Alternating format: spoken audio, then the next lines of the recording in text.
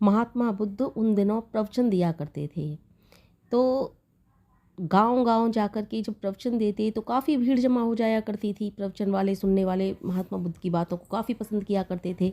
तो उन दिनों एक गाँव में गए हुए थे, तो गाँव में जाकर के प्रवचन कर रहे थे। वहाँ के गाँव वालों को भी बहुत पसंद आए महात्मा बुद्ध के प्रवचन, तो काफ़ी भीड़ जमा होने लगी।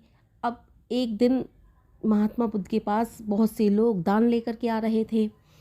तो उस दिन जब दान लेकर के आ रहे थे, कोई कुछ ला रहा था, कोई कुछ ला रहा था। राजे महाराजे भी आ रहे थे दान ले लेकर। उसी समय महात्मा बुद्ध जी के पास एक बूढ़ी औरत आई। वो भी दान लेकर के आई, क्योंकि उसके पास कुछ दान देने को था नहीं। आधा झूठा आम था, आधा आम खा चुकी थी वो, आधा झूठा आम था। तो महात्मा बुद्ध जी से बोली महात्मन, मेरे पास कुछ भी नहीं है दान देने को, मैं आपको क्या दान दूं? मेरे पास तो एक झूठा आम है, मेरे पास तो अन्न भी नहीं है। एक बाग वाले ने मुझ पर दयावश ये आम दे दिया था और मैं इसे खा रही थी, तभी मुझे पता चला कि आज आप दान ग्रहण करने वाले हो, तो मुझे भी लगा कि मुझे भी आपको कुछ भेंट देना चाहिए, क्योंकि मेरे पास तो कुछ भी नहीं है। इसलिए मैं ये आधा बचा हुआ आम ही लेकर के चली आई। अब मैं आपको क्या दूं? ये भी मेरा झूठा हो चुका है।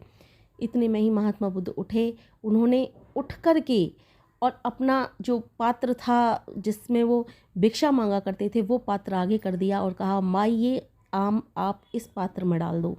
वहाँ पर जितनी भी भीड़ बैठी हुई थी, बहुत बड़े बड़े आसामी बैठे हुए थे, राजे महाराजे बैठे हुए थे। वो देख करके बड़े आश्चर्य हुआ कि हम भी दान लेकर के आए और महात्मा बुद्ध हमारे लिए तो उठकर खड़े नहीं हुए। इस तरह से भिक्षा का पात्र आगे करके हमसे तो उन्होंने दान नहीं मांगा। इस बुढ़िया के इस झूठे आम में ऐसा क्या है जो उन्होंने इस तरह से इसके आगे भिक्षा का पात्र कर दिया? तो एक ने उसमें से पूछ ही लिया कि महात्मन, ये बताइए कि हमने तो आपको इतने बड़े बड़े दान दिए हैं, आपने हमारे आगे तो इस तरह से भिक्षा का पात्र नहीं ला करके खड़ा किया, और ना ही आप ऐसे झुक करके हमारे पास आए और कहा कि माई आप इसमें दान डाल दो, या फिर भाई आप इसमें दान डाल दो।